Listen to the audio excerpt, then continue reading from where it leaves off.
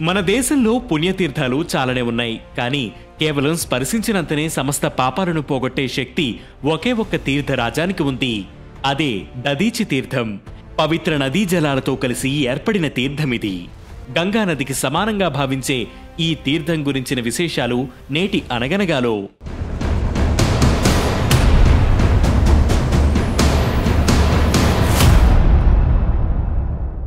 ఉత్తరప్రదేశ్లోని నైమిసారణ్యంలో గల మిశ్రిక్ అనే ప్రాంతంలో ఉంది దధీచి కుండం.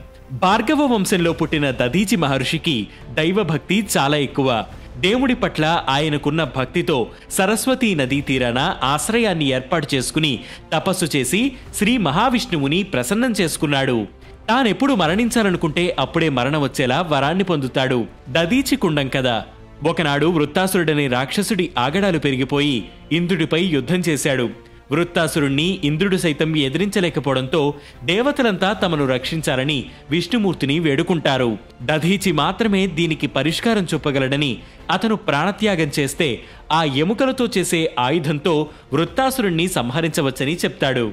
అలా దేవతలు దధీచికి జరిగిందంతా వివరించగా ప్రాణత్యాగానికి సిద్ధమవుతాడు. ఆయన కోరిక ప్రకారం అన్ని పవిత్ర నదుల జలాలతో స్నానం చేయిస్తారు.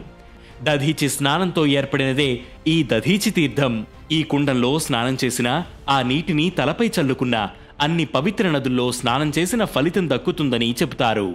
నాటి నుంచి జీవితంలో ఒక్కసారైనా నైమిషారణ్యంలో ఉన్న ఈ దధీచి కుండంలో స్నానం చేస్తే సకల పాపాలు పోయి అంతా మంచే జరుగుతుందని నమ్ముతారు.